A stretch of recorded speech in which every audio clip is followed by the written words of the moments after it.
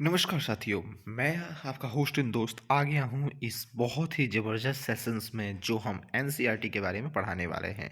तो सबसे पहले आप सभी को इस चैनल पे स्वागत है जिसका नाम है मिशन यूपीएससी। मिशन यूपीएससी अर्थात समझ रहे हैं आप लोग कि हमारा डायरेक्टली जो लक्ष्य है वो है हमारा यूपीएससी क्रैक करना। और यूपीएससी की बात करें तो एनसीईआरटी को तो हम भूल ही नहीं सकते हैं। तो सबसे पहले हम लोग एनसीईआरटी का आज स्टार्ट करते हैं बिना कोई समय नुकसान किए और हिस्ट्री का जो सोशल साइंस है क्लास 6 का, क्योंकि क्लास 6 से लेकर 12 तक जो एनसीईआरटी है बहुत ही ज़्यादा ज़रूरी है। तो चलिए बिना कोई समय नुकसान किए स्टार्ट करते हैं। सबसे पहले chapter 1 introductions what where how and when. इसका मतलब क्या है यहाँ पे बता रहा है कि सबसे पहले इसमें हिस्ट्री के बारे में अगर हमें जानना होगा तो इसका मतलब क्या है कि क्या है, कहाँ है, कैसे है और कब है। ये सब चीज़ इसमें हमें हिस्ट्री में पढ़ने को मिलता है। ठीक है। तो जैसे कि इस चैप्टर में बताया गया है कि हम लोग पास्ट से क्या क्या जान सकते हैं, what we can know about the past. Past अगर हम हिस्ट्री पढ़ेंगे तो पास्ट के बारे में क्या क्या जान जाएंगे।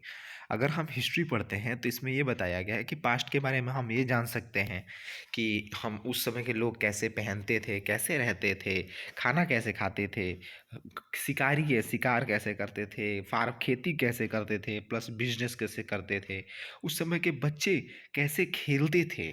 यही सब हिस्ट्री में हमें पढ़ने से पता चलता है। हिस्ट्री का अर्थात मतलब होता क्या है कि हिस्ट्री पहले के ज़माने के लोगों के बारे में जानना, इसी को हम लोग हिस्ट्री कहते हैं। ठीक है। अब दूसरा बताता है कि where did people live, people रहते कहाँ थे। ये सब इंपॉर्टेंट है। देखिए इसमें इंपॉर्टेंट इसलिए हम बोल रहे हैं क्योंकि ये सब जानना जरूरी है, क्योंकि लोग अक्सर नदियों के पास में रहते हैं। बताया क्या जाता है कि people have lived along the bank of this river several hundred thousands years ago. Some of the earliest people who lived still gather, and that is people gather their food. They knew about the vast wealth of plant in the surrounding forest and collected root, fruits and other forest produce their foods. बताया गया है कि उस समय के जो लोग थे वो अक्सर नदियों के आसपास रहते थे, क्योंकि नदियों से उनको पानी मिलता था जिसके वजह से वो जो भी अपना काम करना चाहे वो आसानी से हो जाता था। और जो भी ये करते थे म्हणजे अपना खेती जो करते ये क्या बोलते हैं खेती, उनका मेन उस समय का उद्देश्य था, जो सबसे पहले ज़माने के लोग थे वो सबसे उनका मेन उद्देश्य था खाना इकट्ठा करना और खाना, अपने ज़िंदगी को जीना उनका सबसे मेन पहला उद्देश्य था जो शुरुआत में जो लोग रहते थे। ठीक है। और इसमें यह भी बताया गया है कि now find the Sulaiman and Kirthar hill to the north west some of the areas women's and men first began to grow the crop such as wheat and barley.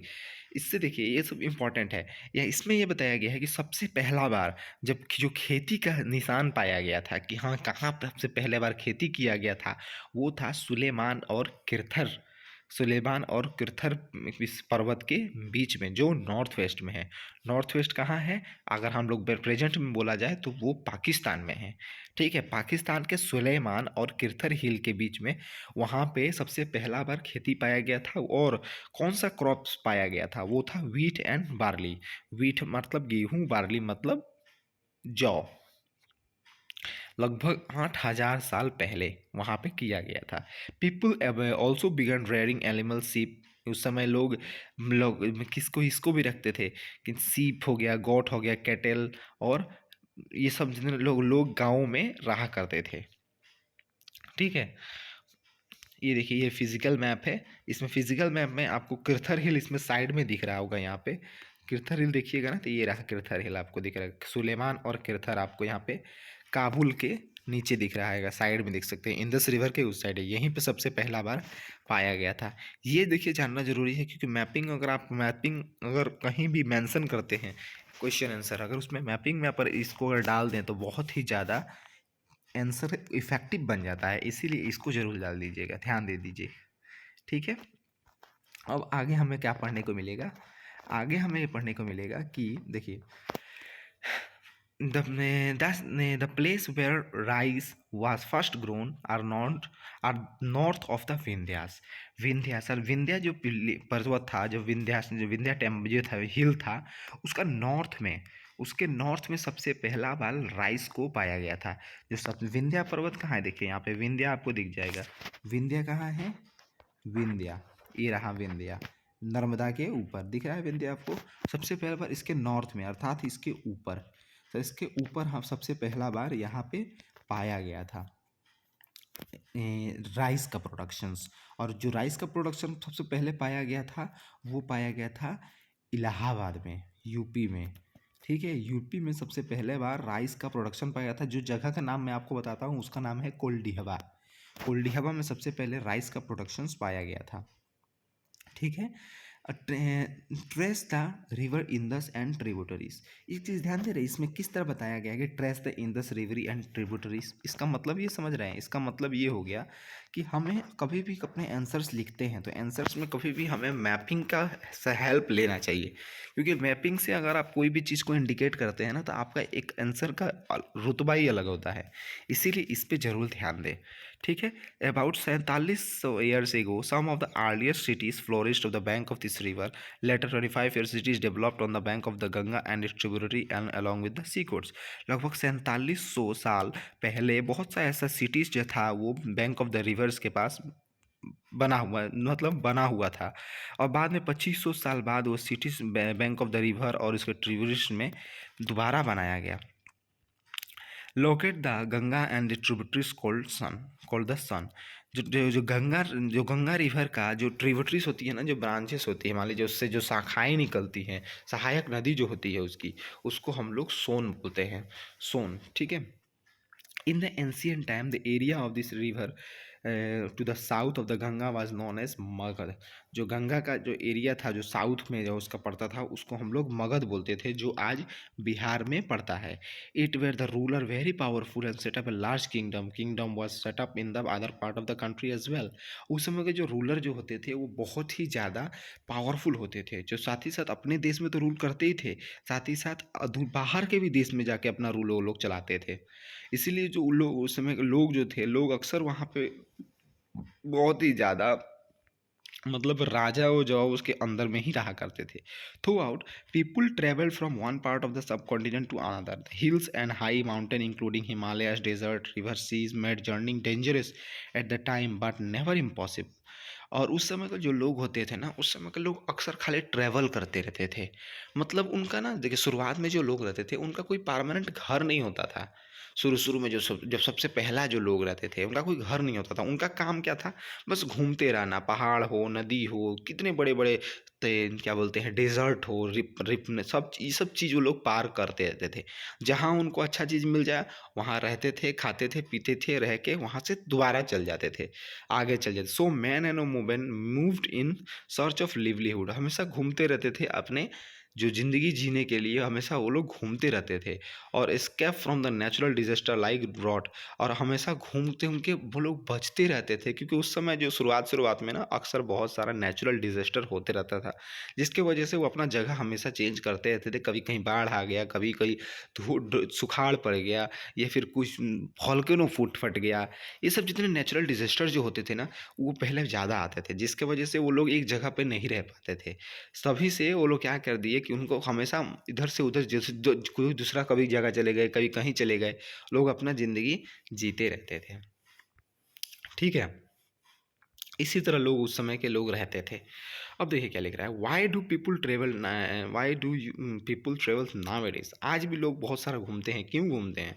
Hills, mountain and seas are natural frontier of the subcontinent. While it is difficult to cross the frontier, those who wanted to could be scale the mountain and across the seas. People from the across frontier came into the subcontinent, settled here. This movement of the people enriched our cultural traditions, and people have shared news of the carving stone and composing music and even cooking food from the several hundred years ago.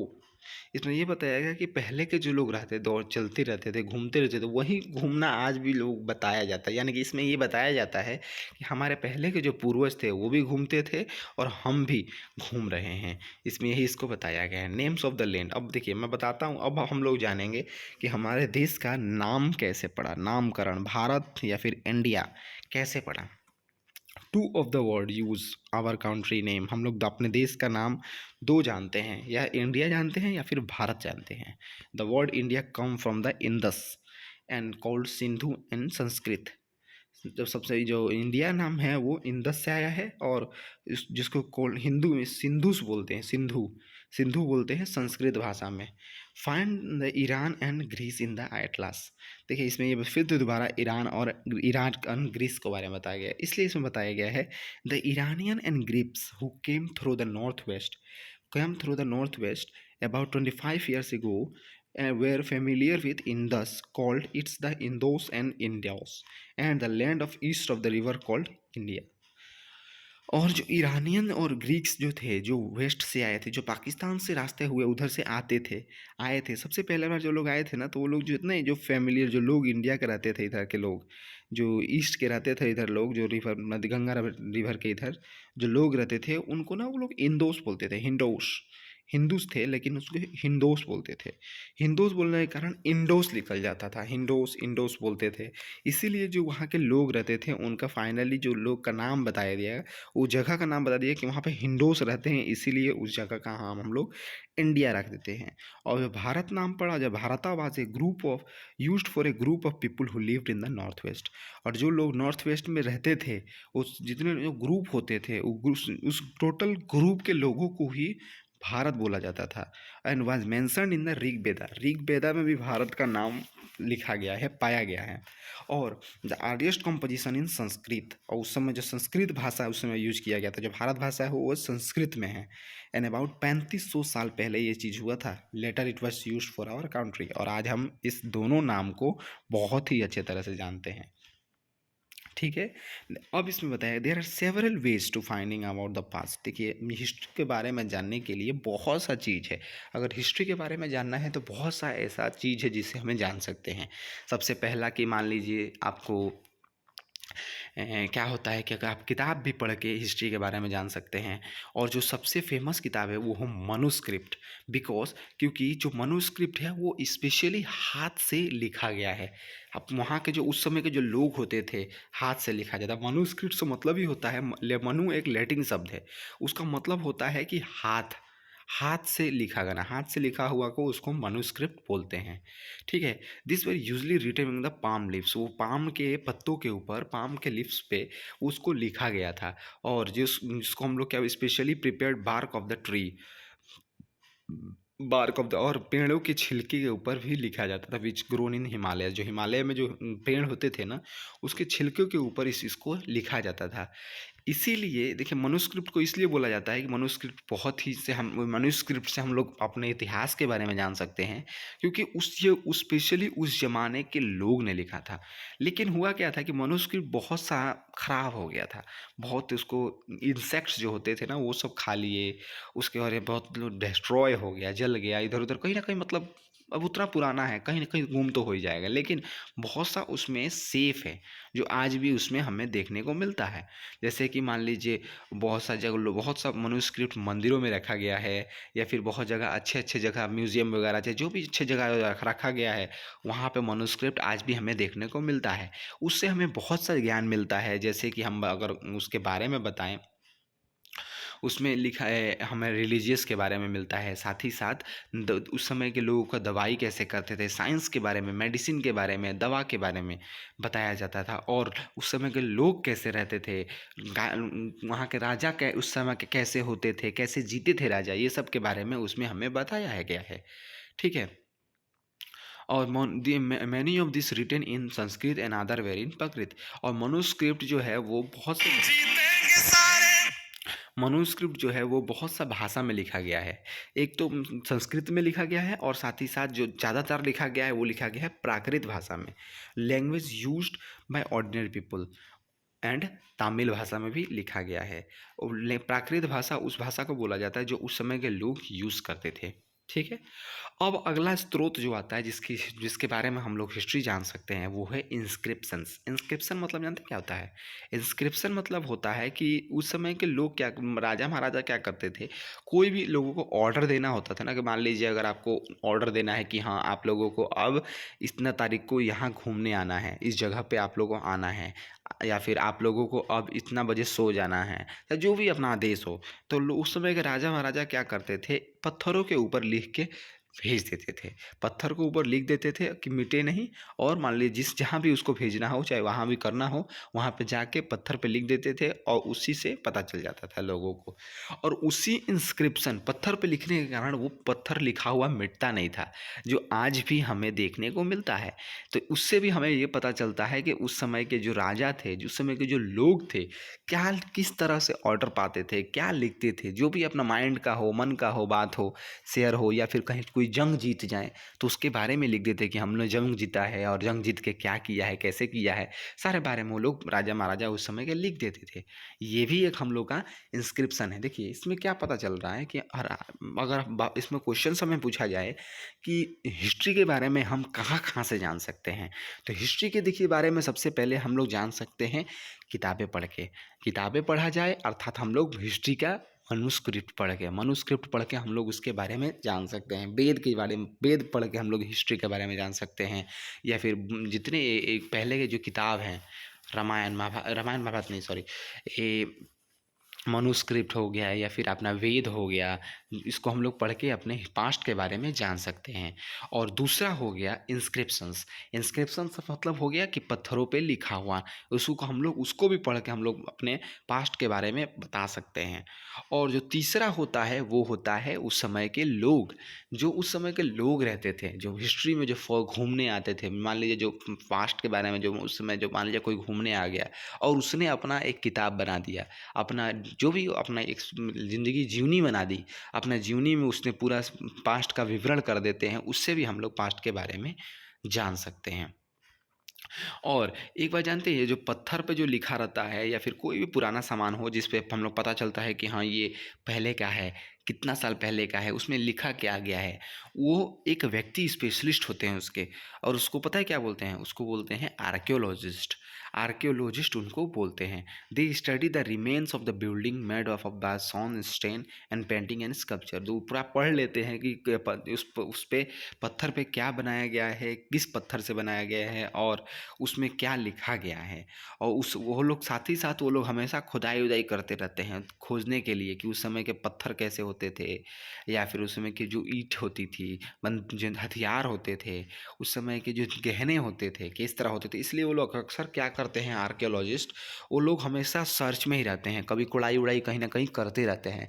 अगर archaeologist के बारे में अगर मैं बताऊँ आपको ना, तो एक दयाराम साहनी नाम से था, जो इंडस वैली सिविलाइजेशन मिलेगा आपको आगे चल के।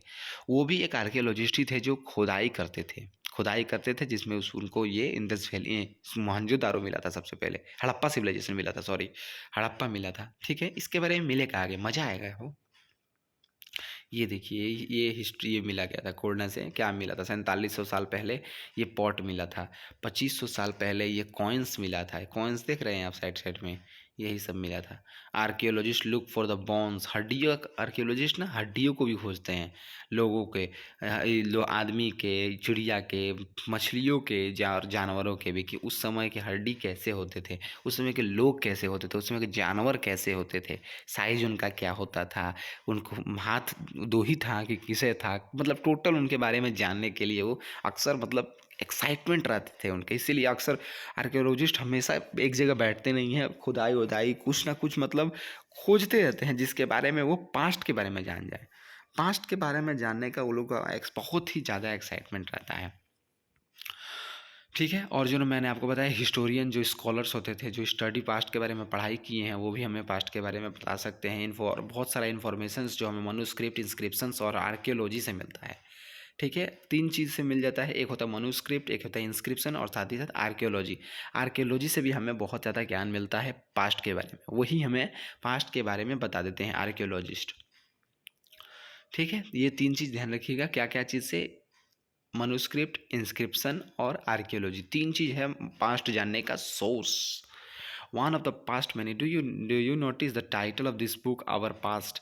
We have used for the past in plural to draw attention of the fact of the different from the different groups. For example, the lives of the herder farmer and were different from those kings and queens. The life of the merchant were different from those of the craft person, and so on. इसमें ये बताया कि हम लोग इस past chapter का नाम past ही बताया गया, चैप्टर के बारे में तो बताया गया, मान लीजिए उसमें ज़रूरत नहीं है, जो हमें मेन ज़रूरत था ना वो मैं आपको बता रहा हूँ। ठीक है, Also, it is true to even the people follow the different practice and custom in the different part of the country. For example, today most of the people living in Andaman Island get their own food by fishing, hunting, and collecting forest produce. By contrast, and most people living in the cities depend on the other for the supplies of the food. Difference such are these exist in the past as well. और साथ ही साथ ऐसे जो जिस तरह के आज लोग रहते थे ना, वैसे पहले भी लोग रहते थे। जैसे कि मान लीजिए अगर बोला जाए कि बहुत लोग आज भी मान लीजिए नदियों के पास रहते हैं, वो खुद से अपना खेती करते हैं और साथ ही साथ अपना प्रोडक्शन करते हैं और खाते हैं। लेकिन जो लोग शहरों में रहते हैं, वो शहरों वाले आज भी डिपेंड रहते हैं उनके ऊपर कि वो अगर वहाँ से कुछ भेजा जाए तो सप्लाई होगा तब शहर में आएगा, फिर लोगों को वहाँ खाएंगे। ठीक उसी प्रकार उस समय के लोग भी रहते थे जो नदियों के बगल में रहते थे ना, वो उस समय का अपना जीवन जी लेते थे बढ़िया से। लेकिन जो शहर होते थे वो फुल्ली उनके ऊपर निर्भर रहते थे कि वहाँ से आएगा तो ही हम यहाँ पे कुछ कर पाएंगे। देखिए ये उस समय के लोग ऐसे भी रहते थे। What do you date means? Dates mean if somebody asks you about probably mention the day or day and death, day, month and year, 2000 and something. These were counted from the date of the general assigned by birth of the Jesus. जैसे कि मैं बताता हूँ कि जो अगर आपसे कोई पूछे ना कि डेट और डे क्या होता है, कब से गिनती किया जाता है उसको, वो जो किया जाता है वो किया जाता है इनके जैसुस के जो जेसस क्राइस्ट थे ना, उनके जन्म के बाद या फिर जन्म से पहले, वहीं से मतलब उनके जन्म से ही डेट को काउंट किया जाता है। सो 2000 मीन्स अगर हम लोग 2000 का बोला जाए कि अभी मान लीजिए 2000 सन चल रहा है, 2025 चल रहा है, इसका मतलब ये हो जाएगा कि जेसस के 2000 जन्म के बाद हमारा जन्म हुआ था। ठीक है, 2025 मान लीजिए अभी चल रहा है, 2025 हो गया। ठीक है, 2025 यानी कि 2000 यीशु के जन्म के 25 साल बाद ये हुआ है। All date before Christ counted backward and usually have later date is before Christ. और उनसे पहले जो हुआ था उसको हम लोग बीसी बोलते हैं। जैसे जैसे पुराना ज़माना जाते रहेंगे, बीसी का जो डेट होगा वो बढ़ते जाएगा, बढ़ते जाता है, उसको हम लोग बीसी बोलते हैं। In this book we refer the dates going back from using 2000 as starting point। और जो स्टार्टिंग पॉइंट होता है वो 2000 यानी कि भी जो इनका ये होता है बिफोर क्राइस्ट जो जन्म जो इन था इनका, तो जो जसस क्राइस्ट थे उनका जन्म के बाद पिछला से वो पीछे जाते रहता है। ठीक है, तो यही हमारा है। इसका आप स्क्रीनशॉट ले सकते हैं जो लेटर्स डेट्स वगैरह के बारे में है जानना ज़रूरी है।